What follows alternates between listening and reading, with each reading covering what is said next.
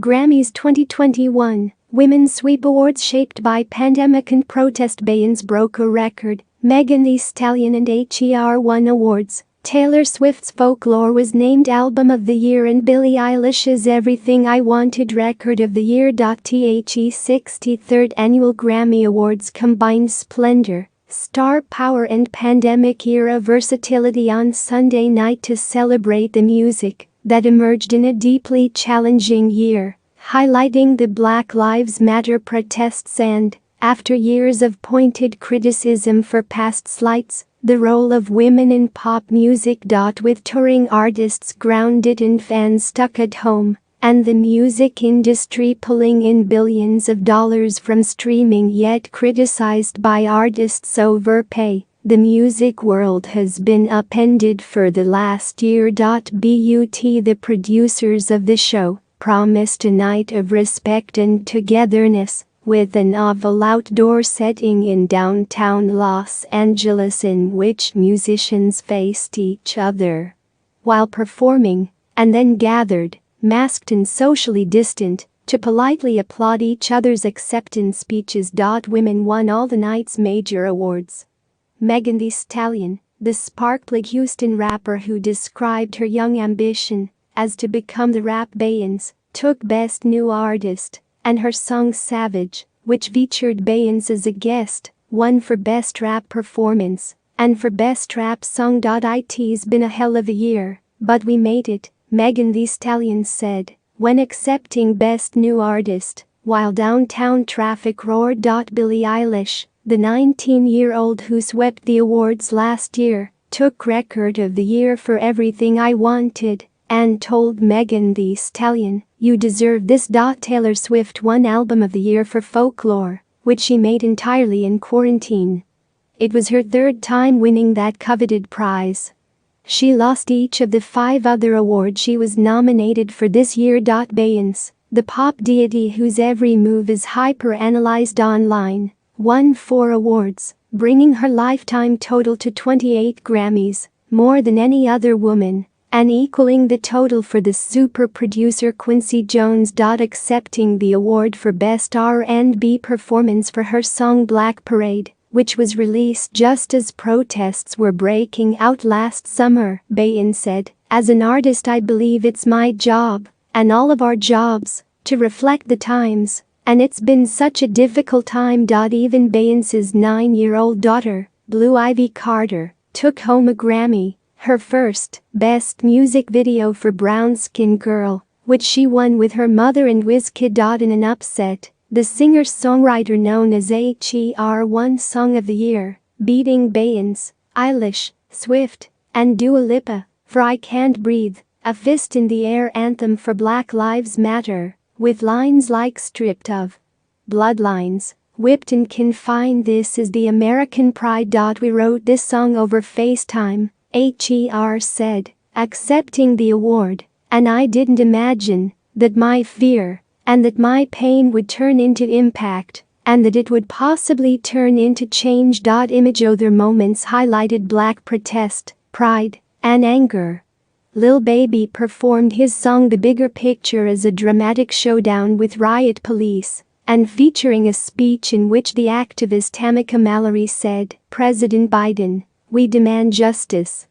And the rapper Dabba B, in a glittery white suit and Chanel brooches, sang Rockstar, another protest anthem, while conducting a choir of older white singers who danced along. At other points, the theme was togetherness amid the pandemic, with an undercurrent of anxiety for things to get back to normal, especially in music. Accepting Best Country Album for Wildcard, a category in which all the contestants were women, Miranda Lambert thanked the Grammys for putting us together and letting us at least kind of be together and say hi, and then called out to her band and crew, "I miss the hell out of y'all." Dua Lipa won Best Pop Vocal Album for Future Nostalgia, and Harry Styles' Watermelon Sugar took Best Pop Solo Performance. The Grammys are usually the music world's big moment each year for glitz and self-congratulation,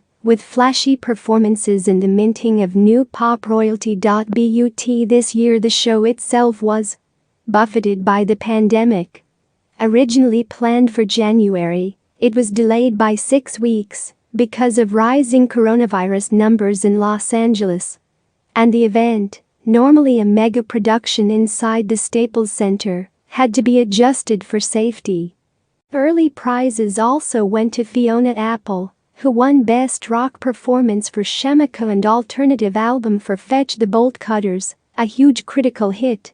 Hours before the show began, Apple posted online that she would not be attending because of the scrutiny it brings. The Strokes, among rock's brightest lights in the early 2000s, won their first Grammy, Best Rock Album, for the new Abnormal. This year's Grammys also brought to fever pitch some of the controversies that have been surrounding the show and its parent organization, the Recording Academy, for years. After The Weeknd, the singer of mega hits like Blinding Lights, and the performer at last month's Super Bowl halftime show, was shut out of the nominations entirely, critics of the Academy noted the tendency for Black artists to lose out in the top categories, and also attacked its Academy's practice of using unaccountable expert committees to make the final choices about nominations in 61 categories. The Weeknd himself, Abel Tesfaye, told the New York Times last week that he would boycott future Grammys in protest of those committees. The awards also capped a tumultuous year in the music industry, with musicians losing the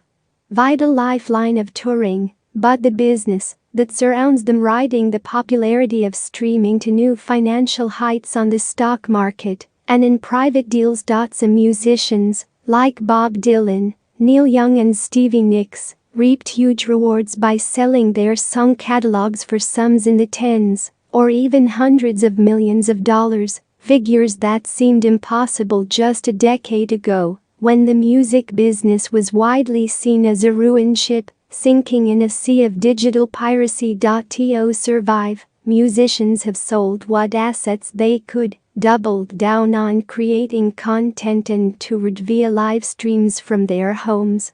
Sarah Jairus, who won Best Americana Album for World on the Ground, spoke to reporters on a Zoom call about making lots of videos from here, in my living room, over the last year. The Grammys also highlighted the struggles of independent venues by having staff from 4 music spots, the Apollo Theater in New York, Station Inn in Nashville and the Troubadour and Hotel Cafe in Los Angeles, present for awards. Prine, the folk singer who died of COVID-19 last year at age 73, won 2 awards for his song I Remember Everything.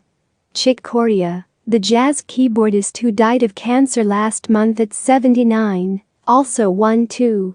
Both men's widows accepted their awards on their behalf. Even in the Grammy celebrations themselves, hints came through of the tumult behind the scenes of the Recording Academy. Controversies over the lack of minority representation at the Grammys went all the way down the ballot to the Children's Music Album category. 3 of the 5 original nominees dropped out as a protest because no Black artists had been recognized. Joni Leeds, one of the 2 remaining nominees, won for All the Ladies, a tribute to great women, made with a long list of female collaborators. In her acceptance speech she cited a recent report about the poor representation of women in the music world and sent a message to others in her field. We may be a small genre, she said, but we are really powerful. Let's continue to be the change that we want to see.